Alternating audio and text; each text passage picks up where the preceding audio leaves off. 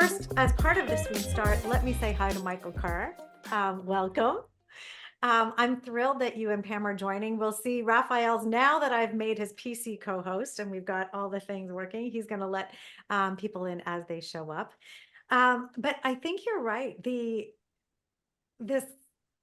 It's different, and technology is always showing up differently, and we need to figure out how we're doing that, and making people feel that while we're respecting time and we're getting going, we're also embedding that connection piece in everything that we do. And if we don't have that ice melter, then we're missing that opportunity. Michael, do you have any thoughts on that? I think you got Elvis in the background there. That is indeed Claire Elvis in the background. Some people think it's David Hasselhoff. Why would I have David Hasselhoff in the background? Why not? We'd have to have a whole show about that. It is clearly Elvis. Good morning, everyone. My apologies for popping in late. Speaking of technology and hybrid craziness, I have no excuse other than I got in very late last night from New York, and I had a time zone confusion, so I thought it was Yes. Oh, well, I'm glad you're here. I am glad to be here too. Yeah. Just for everyone who's joining, Juliana and Katie is here. Raphael's here. Raphael's computer is not going to put its camera on because Raphael's here already. This is meant to be an open conversation. I've invited Michael Kerr and Pam, who I will introduce properly in just a second. But just to let you know, this is meant to be an open discussion looking at today what's really behind the return to the office mandates, which have been so in the news and so much in conversation, in my conversation with the leaders over the past, over 2 years, as people have been anxious to get back to the office and press rewind for all kinds of reasons.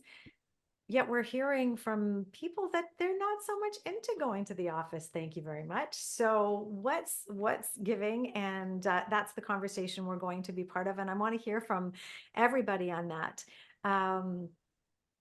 So let me just, you know what? I had this slide up that I wanted to refer to, and I think I closed the window by mistake. So that's what happens real time. Give me 1 second. I don't know about you, Michael and Pam, but I want you to entertain people right now by talking about how the fact that you can only do one thing at a time, if that's you, or if you can multitask better than I can, because well, this morning I think we've proven that I can't even single task. So I mean, the research says there's no such thing as multitasking. We're actually switch tasking anyways. So right. Yeah, that's right. So, which is also, by the way, related to remote work. Like, this is a topic I'm so passionate about. yeah. One of the things that when we talk about multitasking or switch tasking, I mean, the time management, you're more of an expert in this, Claire, obviously, than me, but like, time management would tell us that you shouldn't be checking your email every time the little buzzer goes off, but because people are remote, they're expected to be always on and always connected. And like, what a counterproductive kind of culture that we create when we expect that. Yeah, it's flat out a sabotage, actually. And I think we've slipped, I think you're right. I think we've slipped more into that than I noticed. It's one of the top recommendations I make to people who reach out to me for productivity coaching and how to get things done and feel good about doing it. But I see that the expectation is to have Slack on all the time and have your meeting emails ping you. And I don't know how, quite frankly, how we're thinking straight anymore, if that's what you do. Because look how frazzled I was there. I'm like, where's the window? The number of spaces that we're meant to interact in that are no longer analog, where we have this full immersive experience. We're dealing in the abstract all the time. And that cognitive fatigue, I haven't seen the science around the cognitive fatigue. I'm just living it. And my brain is evidence that this is harder. But tell me, do you feel that's a challenge too? So this need to be responsive, but also this cognitive challenge around the abstract. yeah, absolutely. I think everyone is, and I hear it all the time. And even going back to the idea of virtual meetings, right? We all know that so many people are trying to multitask when they're on a meeting, when they should be on a meeting, right? And they're, you see an email come in, a text message come in, even if it's just a nanosecond, you glance down to see who it's from. Yeah. And in the bigger scope of things, when we talk about hybrid work and virtual work too, I think what workplaces have to do, what we have to do, and take responsibility as a frontline employer, a team member too, is have those conversations around expectations with communication. What is expected? If I get an email, a text from my boss after work hours, am I expected to answer that right away? Am I expected to answer an email over the weekend? So set up those parameters, have those conversations. What are people's preferred vehicles for communication? Even is some people hate text, some people love it, some people prefer it.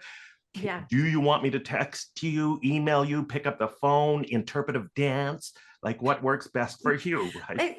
To that point, I put that in my work style profile, which is it's an opportunity for someone to first of all reflect on what sets their performance best up in terms of all kinds of conditions. And in that, the research from that, see this, I can't do this. Hang on. I spotlit you, right? And then I'm like, how do I remove the spotlight now? And so I need a TV production crew is what I need. So Raphael, you're going to be the spotlighting king. Okay. You can decide who spotlit is not in my mental capacity to be able to do that. Plus, I think Elvis is looking at us all the time and he's totally distracting me as a third party to this call. I don't know, Michael, if anybody's told you that, but I'm like, who's that guy peering in at you? It's making me feel worried Don't be about cruel, your Claire. safety. I don't like, I should be able to get that out of my head right now. Are you a big Elvis fan? Were you like, No, my fandom is really exclusively devoted to David Bowie and Annie Lennox. Those are my two that's it. right up there. No, I do have an appreciation. In fact, last year I decided to go to the NSA conference and we were going to make it a road trip, Nashville and Memphis. But further to my lack of ability to focus when there are multiple streams coming at me, I bailed on the Nashville Influence Conference because of the cacophony that was the Gaylord Hotel in Nashville. I couldn't even check in without having a bit of a freak out. Tried 3 different hotel rooms and decided I was leaving before the conference started, which was unfortunate. But back to Elvis, checked out this incredible hotel in Memphis, and they did something that I think every venue needs to do. They had a video, and the video revealed to me that they were playing Elvis 24/7 in that hotel. And I like Elvis. We went even to see the Elvis movie as like research before the tour, but I could not stay in a place that was not going to allow me some silence and rest. So to weave this back to what we were talking about before I go on a massive tangent, this ability to focus and single task is, I think, the biggest gift that someone can give themselves. And this work style profile that I've created that I'd love to talk with you both further on is that I think we don't know necessarily, we haven't articulated, here's what I need to do my best work. I need Raphael constantly to help me do my best work, it seems. And I think that as leaders, we need to recognize that. And so, Michael, you were saying, how does someone want to be communicated with? I can tell you that very few people want to be called on the phone when something's going sideways. We have really shifted into the digital space, probably large part because the phone is broken because of spam calls now. So the phone isn't what it used to be. But the cognitive load of remembering what someone's preferences are is also another level, but it's also an act of kindness. So I think we have this incredible opportunity to be more patient in the way we work, allow this, and it's the antithesis of the way our hustle culture likes to operate. So I want to come back a little bit because we've already gotten 15 minutes in this conversation. I have not properly introduced you. Let me do that right now.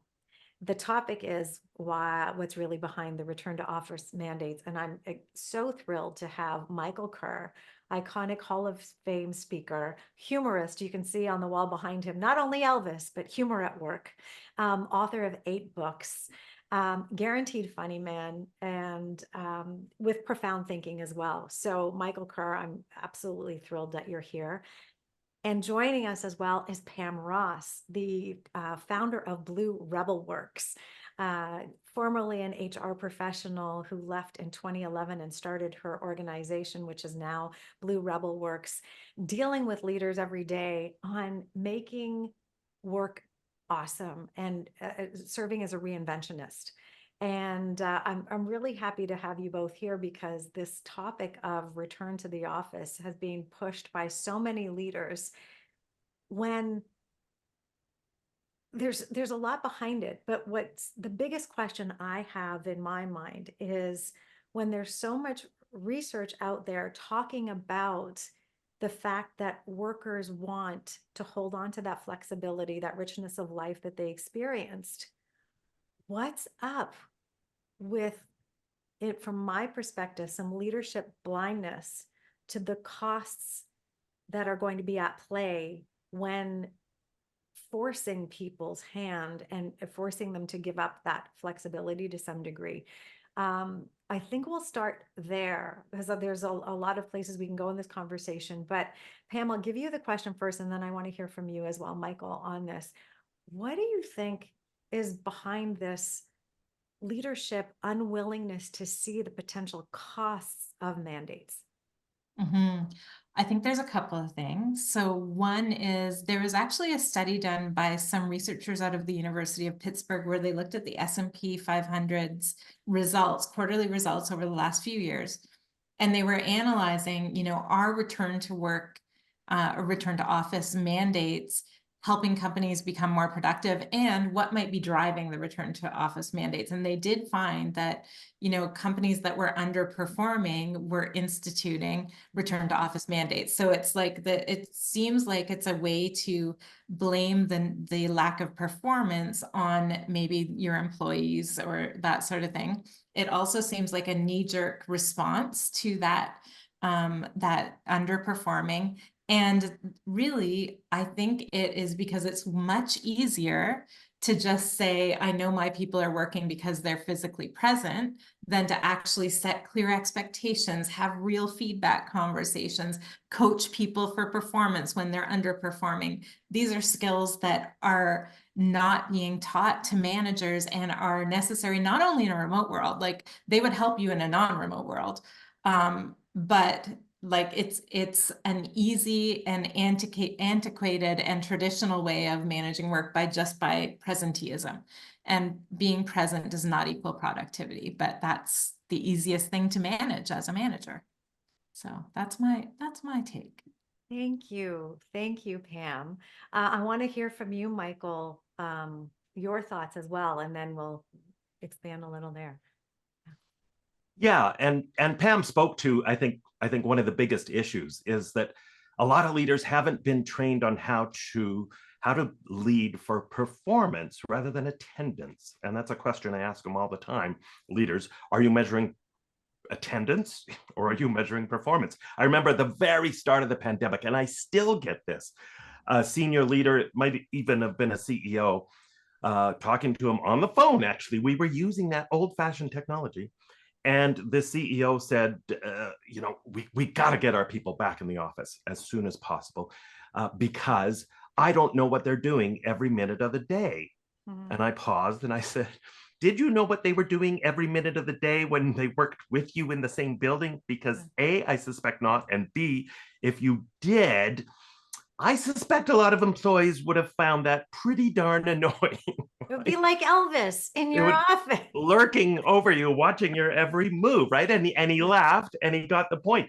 But I still hear it. I talked to, just in this engagement I was speaking at in New York, I had this very conversation with several people. And the number one conversation I continue to have with leaders is, we want our employees back at work We really want them back, but we don't want to force them to come back, right? We're just hoping they come back on their own. And I always start with the why. And do you know why you want them back? Do you have a really good, compelling reason to want them back? And if so, that's great. They need to know that. You need to sell the why if you really do have a legitimate, important why. And in some cases, there are important reasons to have people working together, right? But a lot of it, I think, comes down to trust again, right? It's that lack of trust. It's managing for attendance, and it's just some vague notion. And a lot of conversations I have is this vague notion that I think we kind of need to be together to work better. Yeah.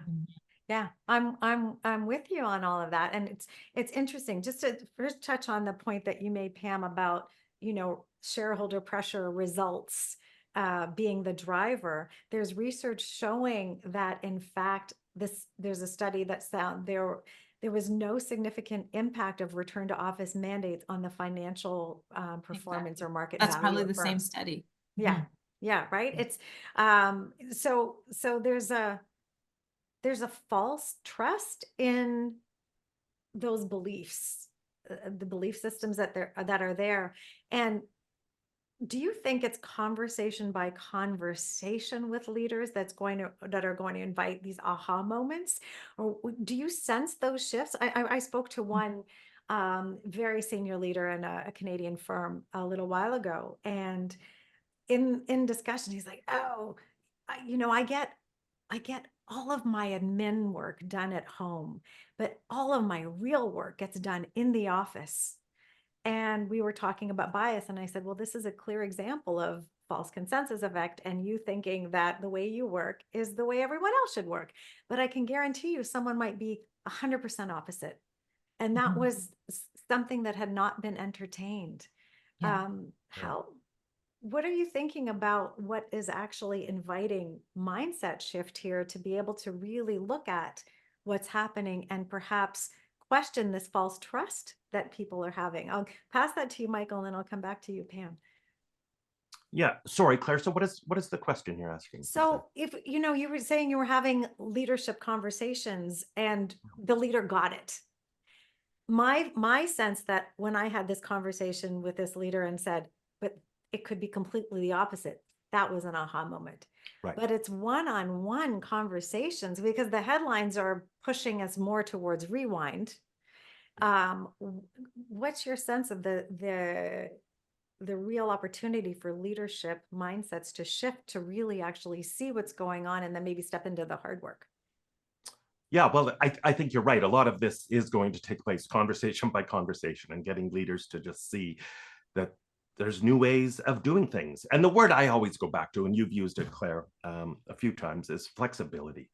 And I always start with the positive and say, isn't it wonderful that we now know that we have this incredible flexibility that maybe we didn't know before the pandemic we could do. So if you've got employees in different life situations, they're dealing with elderly parents, they're dealing with small children, they've got whatever going on in their lives, just to have that flexibility and that freedom to be able to shift how they work that you didn't have before, and keep your top performers incredibly happy and engaged and motivated and inspired. Like, what a gift that is. And how it can work for both your workplace culture, and for them. And so looking at the opportunities instead of focusing on what you perceive to be a negative. So I think having these conversations one-on-one, for me too, though, what's shifting for companies that I work with is when they see examples, when they see real life stories, examples of companies that are making this work. And in some cases, and I love sharing these examples, companies that were doing this way before the pandemic, right? Companies that said, we've worked since 2005 virtually. We have people all over North America. We've never had an in-office presence, and we are rocking it and incredibly successful, and our employees are highly engaged and happy. So you can work this way. Yeah. So to open the concept and the possibility. Yeah. Thank you, Michael. Pam, what would you like to add, if anything, to that piece about leadership mindset shift? Yeah, I wish I could say um there could be a mass way of changing mindsets, and I am finding it's one conversation at a time. And I mean, I just had a conversation like this with the president of one of the companies where we were working with. We were in a team session, and they said, "Oh, by the way, we need to send you our new policy," and they emailed it to us. And I read it after the meeting, and it was basically like a return to the office. Everyone has to be in the office, Yeah. except for 2 days a month you can request to work from home, and that'll be tracked, and yada yada. And I ended up having a coffee with the president, and I said, saw the policy, tell me a bit about what's behind it. And he said, well, we really need to get back to our like really leveling up accountability in the company and high performance.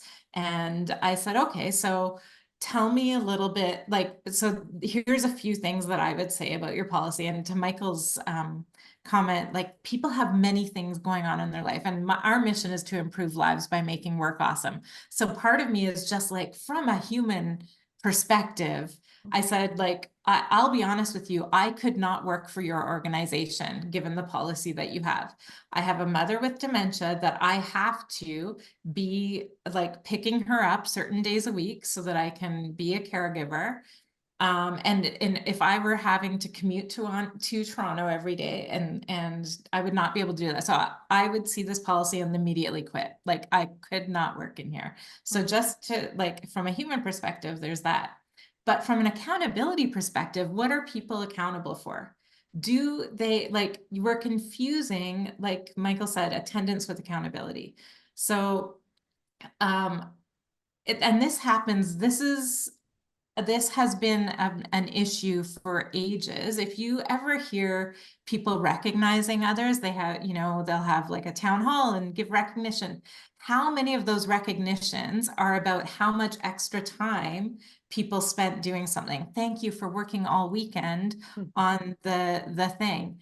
So we have for ages thought that the amount of time people spend at work or like, yeah, at work, I Well, would we, say. with the whole quiet quitting thing, we dissed just actually meeting your obligations.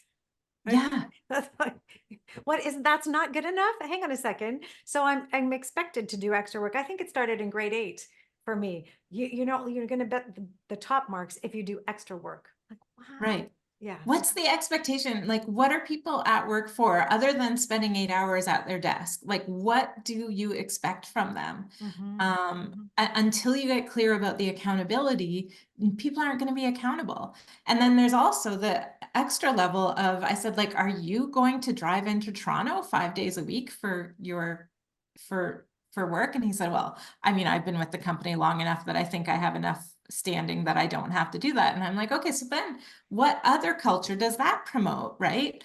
And like, ultimately this company actually changed their policy, listened to their employees, and changed it. But it was the conversation challenging those perspectives. And I would love to give employees the tools to challenge that without complaining, because the research definitely shows that if you complain about it, that is going to be held against you. But if we can help them with some support on like how to have these conversations, like, okay, what is the goal of this work, or like to help them to manage up rather than just complain about the policy. Maybe there's a way to do that. Constructive conversations around it. Exactly. I mentioned the work style profile. That self-awareness piece in terms of how people understand how they work best becomes design parameters to say what they need and connect to why it really matters. That whole thing is to flow into a total teamwork program, which is inviting understanding of the individuals on the team, and then working as a team to co-create the how of work around teams, because that's the unit that seems to make sense for work, right? So we have to work together as a team. It depends what the tasks are. Sometimes you can be in a team and you've all got different jobs and you're not actually talking to each other about that unified goal sometimes, which makes me question why it's a team. But it's really interesting to me here that we can acknowledge that hybrid is harder. It's more complex unless you've been managing a dispersed workforce for years, which many have, and that there are different skills needed.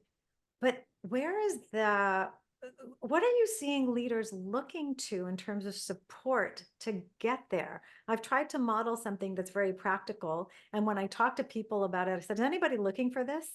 And then I get no. So I think I've done it again. I've created something that I know is needed, but nobody's asking for it. So tell me, I'll come to you, Pam, and then back to Michael.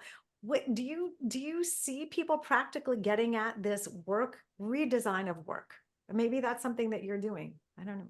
Yeah, I have worked with a few organizations that wanted to be serious about about figuring that out. So we have some tools around maybe similar to yours. I'll take a look, but like these team agreements and looking through what's the work we need to get done this quarter.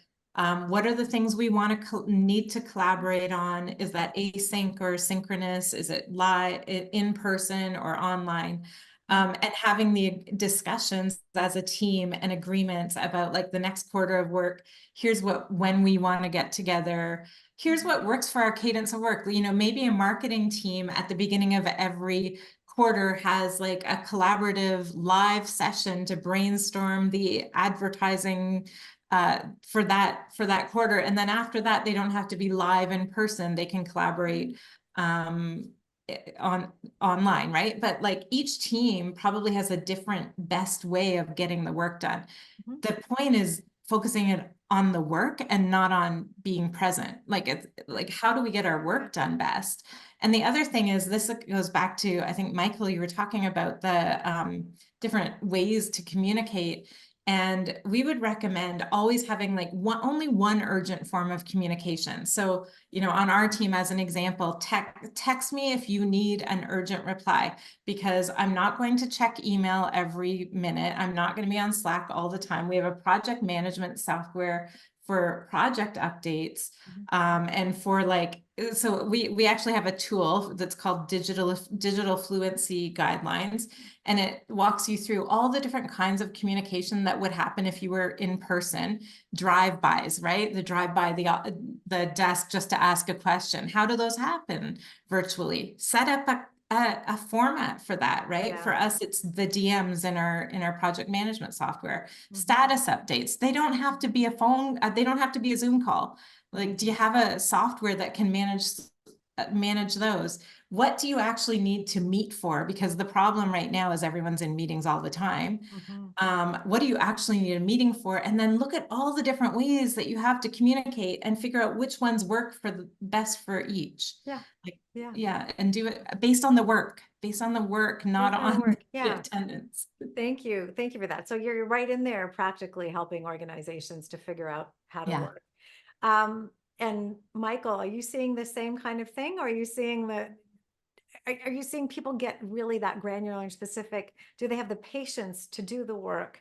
And do they understand that it needs to look and feel a little bit different? Well, one thing I want to share is, so IBM, for example, is invited or told, actually nice. told their managers they need to be back in the office 3 days a week or leave.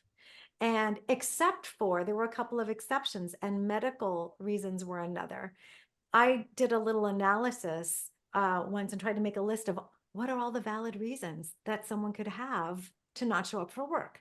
Well, medical reasons are one, but technological reasons our climate and the havoc that it's playing in our world is a very other valid reason. There's a list of valid reasons. So there better be a hybrid go-to plan at all times, because anything can happen and it's valid. So Michael, what do you think is happening around this appetite to really get at the redesign of work? I think it varies, certainly what I'm seeing. There are companies that are taking it very seriously. And one of the messages I started delivering early on in the pandemic, once we kind of saw we were getting out of it eventually, was, you know, let's not go, because everybody used that cliche saying, right, you know, when things return to normal, right? And so I was always saying, let's not return to normal, because you know what? Normal wasn't working so well for a lot of people. Normal was horrible for a lot of people. So let's aim higher. Let's learn some lessons from this and build a better, more inspiring workplace. And so whether you're working hybrid or totally remote or back in person, use this as an opportunity to reimagine your culture, to create a more compassionate, trust-centered, humane culture that puts people first. I would like to think that that a lot of companies got that lesson. And some are, to your point of being granular, like I have had some examples where, yeah, they're thinking about the very fine specifics, but I would sadly say for the most part, it's not. It's still at this very high level, this vague sense. Yeah, okay, we're trying to play. We think they should come in 3 days a week, but we're not sure why. But that seems like a fair compromise. So then they get a few days at home, a few days at work, but it's all over the map. And again, so much of the conversation that I have circled to trust. In fact, in New York, just last week, I'm sitting next to a guy, he brings up this very topic. He's a senior leader for an automotive company, and he said, one of the first things he said was he rolled his eyes and said, yeah, we're being asked to all go back in the office. And I'm a team leader. A lot of my people work remotely anyways. I've got people I deal with who work in India, who work in Canada, who work across the States. So a lot of my team is remote to begin with. The team that I have that is close to me, that's about an hour and a half away commute, I go in when I know I need to go in, when I need to have a face-to-face conversation with that team because it's something important or sensitive, and I want to be there in person, and I want to have a good conversation and discussion. I know when those happen, and I make sure they happen. But I don't feel like my employer is trusting me to do those things, to know that I know as a team leader when I do need to go into the office and when it's okay for me to not be in the office. Yeah, it's an interesting one because right now that just made me reflect on cameras on, cameras off in general meetings, right? I was at the SHRM conference virtually in October, and I went to a networking session. And the networking session I went to, there were a couple of screens of people, only 4 cameras on. And I went, just a second. And I asked the question, I'm like, this is HR organization supporting HR, and this is about networking. Why are there only 4 cameras on? And I understand all the reasons it can make sense to not have a camera on, absolutely. But the default better be in a networking, build a relationship point of view, to show up in a present way to connect, which to your point, you can recognize when the sensitivity is required, when the complexity, when you need the body language, the tone, the nuance, all of it, and you show up. And I'm wondering if people are tired of showing up,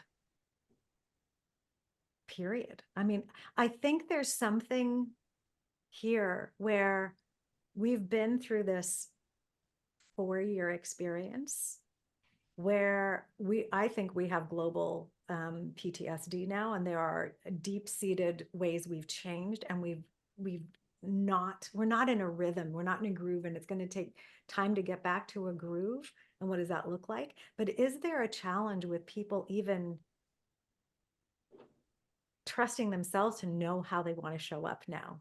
And so that might be an underlying layer where I don't trust myself and how I want to show up, so I don't trust my people.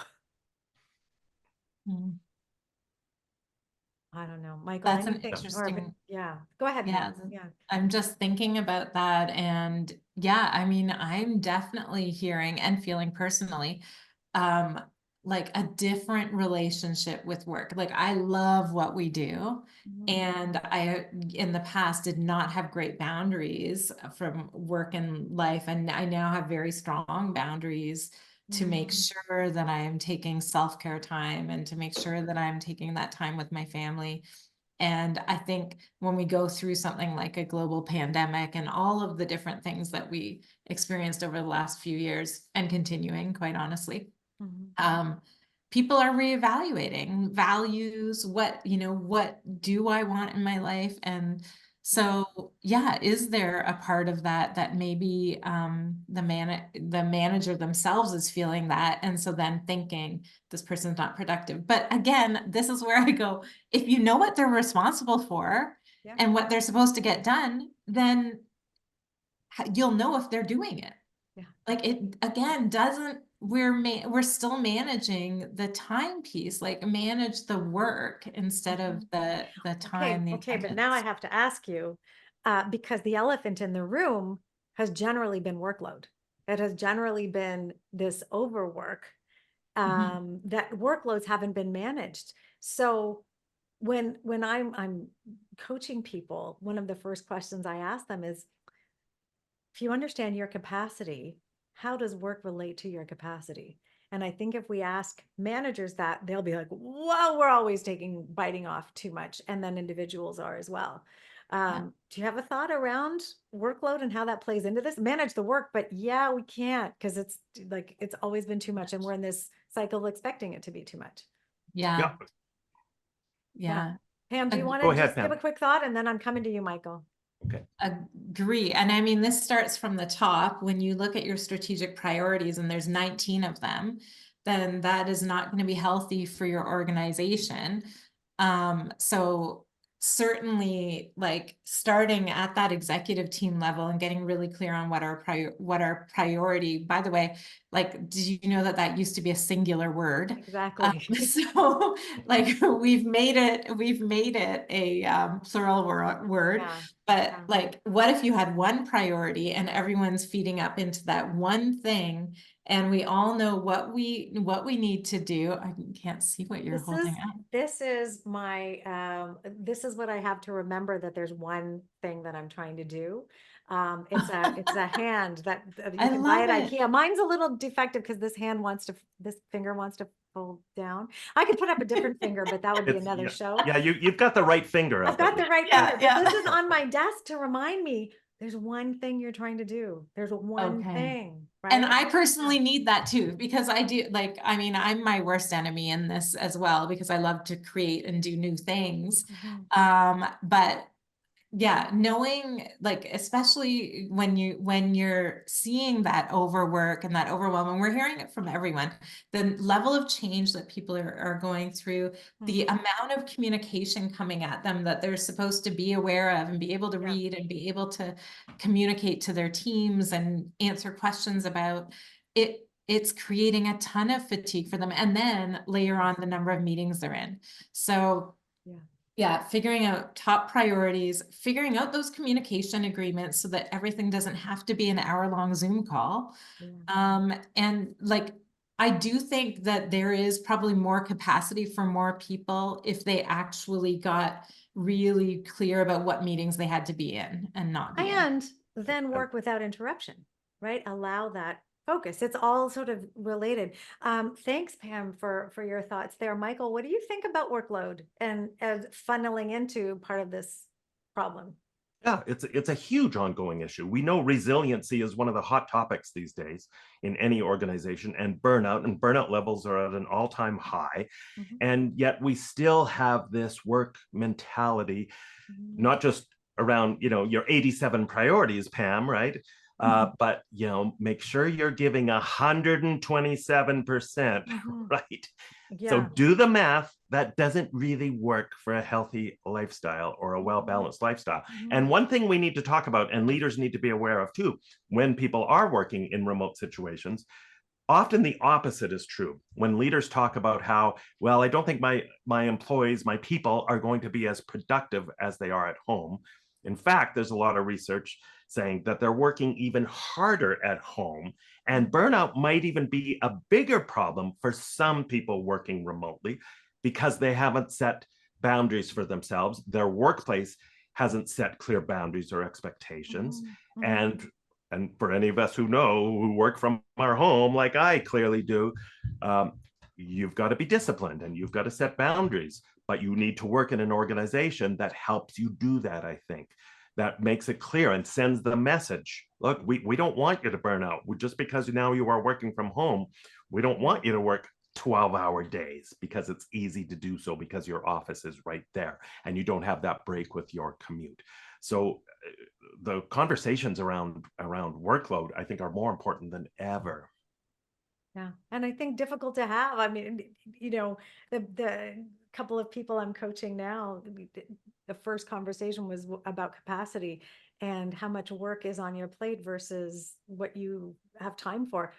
Easily over 150%. I'm like, Yeah, well, it's yeah. a couple of productivity tricks, probably not going to fix all of that. So we can Right. do some things, but it's sort of bottom self-management and setting that up, but then also being in an environment where leaders are role modeling all of that and that respect for fullness of work. Now, I'm going to ask a very Canadian specific question, and then I want to open it up to Is the answer moose? Is it moose?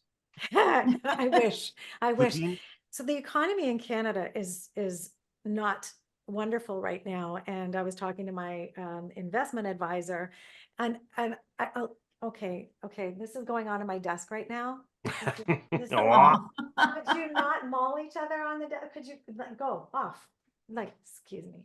Cat Which relocation. that is, by the way, one of the, I think, magical parts of remote working, being able to get these little glimpses into people's lives. I love that when a child or a pet Oh, comes on to say, I want to share a story about that at some point, Pam.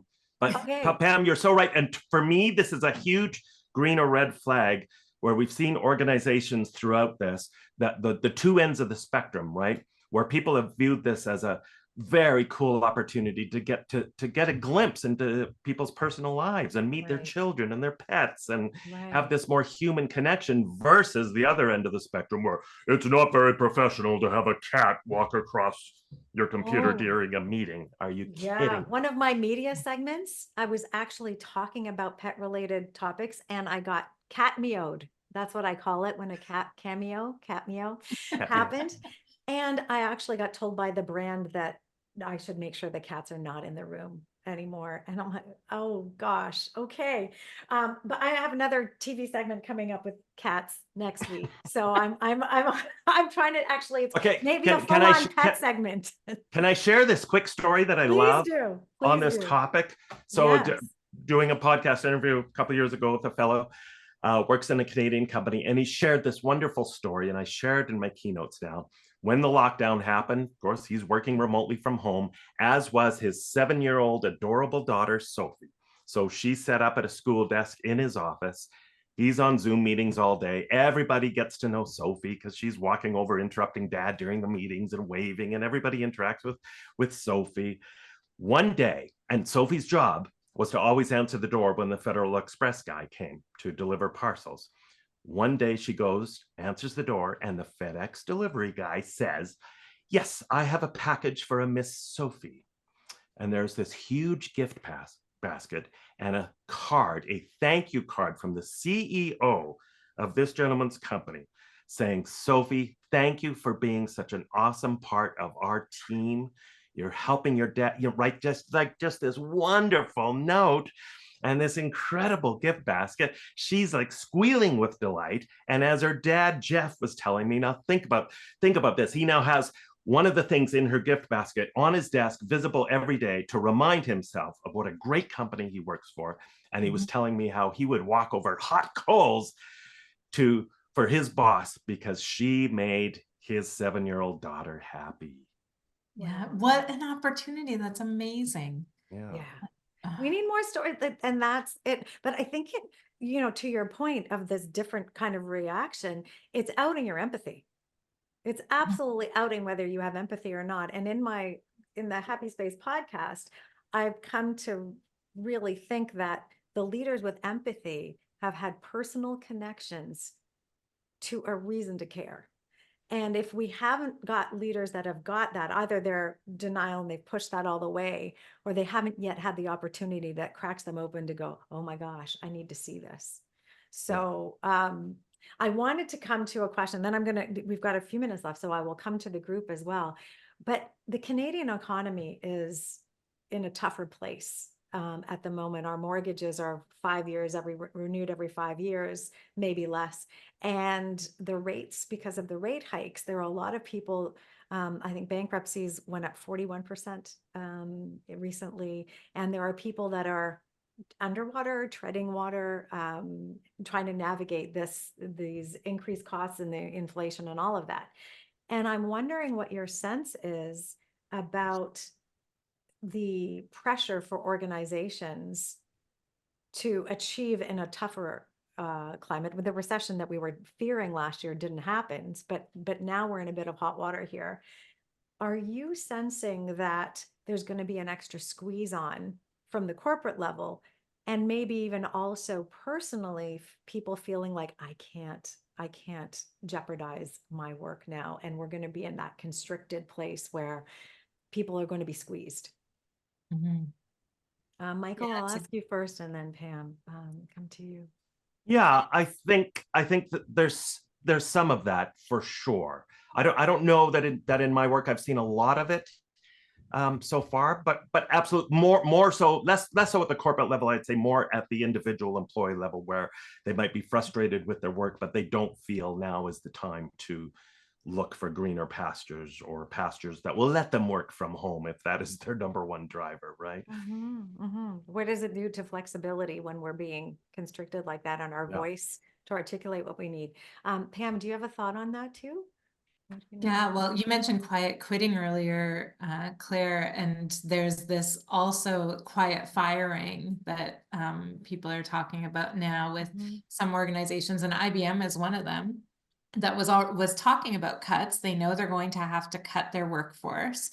And then last week, I think it was, they had their mandate returned to the office to the managers, or otherwise you'll be gone, right? Well, sort of So using it as a firing tool. Yeah. it's a question that is starting to come up from analysts right now, right? Is this a way of culling the workforce for economic reasons in a way that doesn't make it look like you're in trouble economically, right? So yeah, I mean, maybe Not a that's precision part of it. tool though, because we know that research will show that your top performers will leave as just, it's going to be all through the organization that flexibility is required, not Yeah. even the top performers. So it seems a bit risky.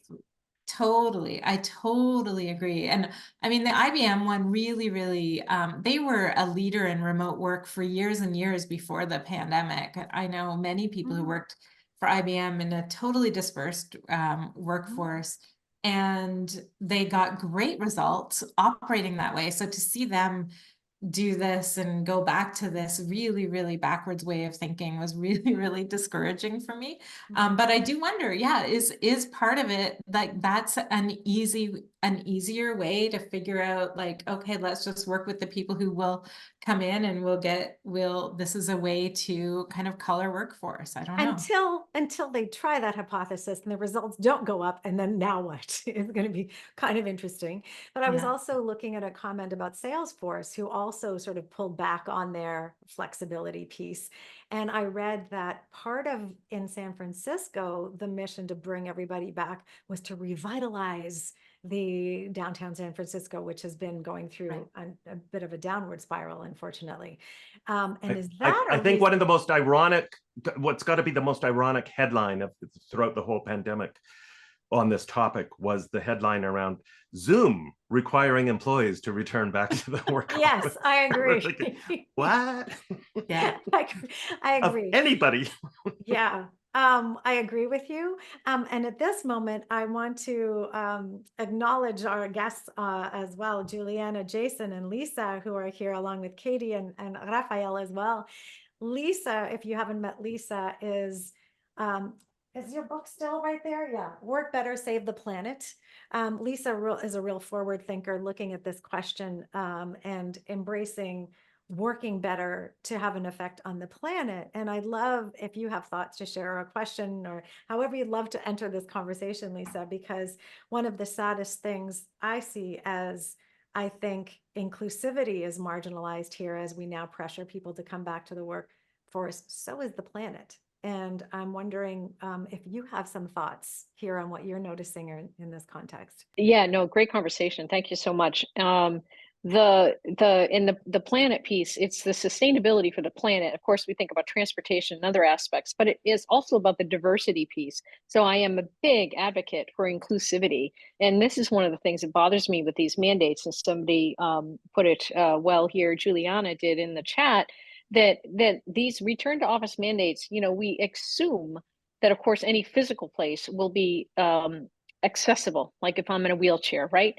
But there's so many aspects of the office that work against people with invisible, non-apparent disabilities. And 80% of all people with disabilities have non-apparent ones. And that office has been broken for so long. So when I talk about work better, save the planet, I really am talking about the holistic aspect of allowing people to really be contributors, do the most value that they can, because it's an important part for growth and development as a person.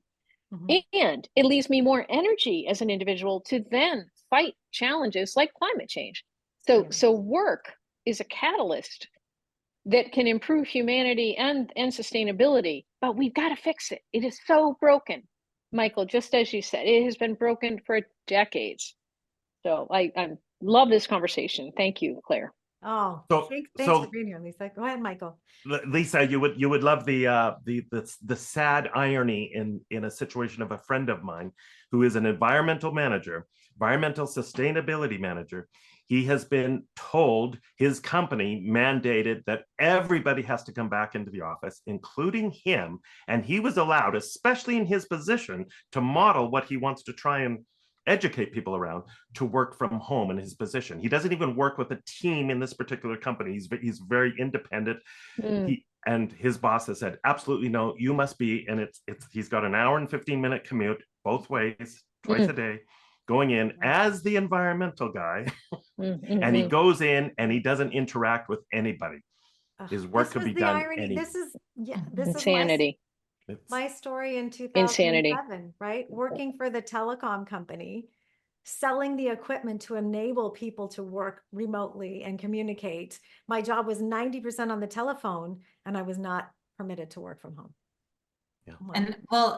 And these people that are forced to come back to the office and then end up spending their time in the office on Zoom with clients or other people that are not in an office, like that, it's just really ludicrous. Jason, So I on see that your topic, hand. Pam, too, Yeah. one thing we haven't talked about, and I know time's getting short here, but one thing we haven't talked about too is just this whole idea that the lessons you can learn from people working remotely can be applied to your entire workplace culture and even to your employees who are working in your office.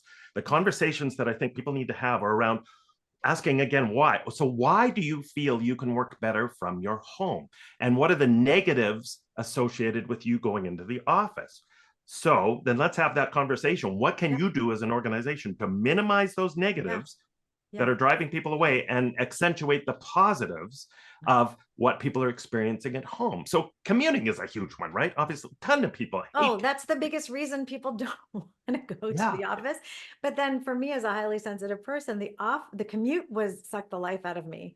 And then the office was dreary. I'm like, you got to have an incredible offer for me to want to leave where I'm working right now. The lake view is outside my window, abundant natural light, and constant feline companionship. Like, I don't know what else, like, how are you going to top that? Jason, you had your hand up. So thank you, Michael. I want to come to Jason just to hear from you before we go too. Thanks. And, it's great knowing that there are so many of us who are devoted to advocating for this. But it's interesting because I think there are sometimes even challenges greater than we realize. So I recently did some work for a very, very large conglomerate. And I have friends of mine who work in certain subsidiaries of that conglomerate, and they're really upset at the forced return to work. And there's plenty of data showing that they're actually more productive when they're remote than when they're in. So when I went to this company and I'm at one of their head offices and I'm talking to managers, and I found out that a lot of the senior managers agreed. It's just like, yeah, remote work actually makes much more sense for us. And it's like, well, why the return to work? And it's like, well, that comes from our CEO.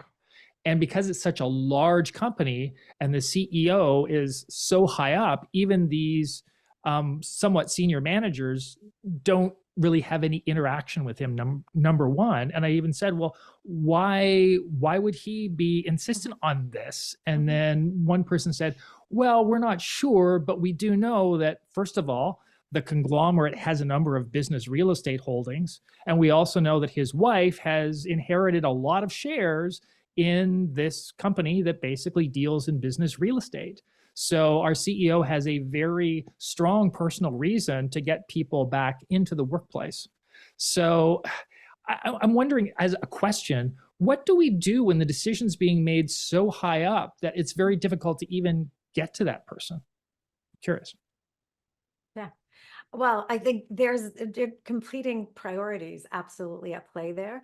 And I think for every individual then, and this is where the work style profile, looking at what do you need, look at the system you're in, and then figure out if the system's going to support your sustainable performance or slowly bleed you, right? And so that's an individual choice, but that reflection and then putting you back in the driver's seat of what you're going to do and how are you going to do it and who you're going to do it with is really important for all of us to take, and hopefully not in a fear-based place, hopefully in a proactive place before we're the frog boiling in the pot, which I know is a sort of an incorrect analogy, but it's to really remember we have choice and we have voice. And if we put those two together, then hopefully leaders over time will continue to listen and maybe see that they're going to make decisions that are going to be to the detriment of their organizations, and certainly to the detriment of people that they hopefully care about. Certainly it's not going to be everybody, but hopefully the more we talk about it and present, yes, we understand that there are business objectives. Those remain very important and we have to drive towards those, but not at the expense of our people or our planet. And I think employees need to sell the benefits, right? Sell the positives, sell the whys, and make sure that message moves up. So if you're trying to reach the CEO, you've got to get your entire team ideally together with very positive messages to support the why and make sure those messages get fed up to wherever they need to be reached to get your message across. Yeah, it's to keep going with the same song sheet and with that positive piece. Thank you so much for joining me. We've just gone 1 minute past the top of the hour. My apologies to everyone for going over, but I feel like there's a whole lot more we could have got into here. I really appreciate you joining Michael and Pam, your insights, and we will be sharing a replay out as well. And there were lots of important points made here. So thanks so much for joining me. Thank you, you, Claire. everyone. Great conversation. Thanks, Claire. everyone.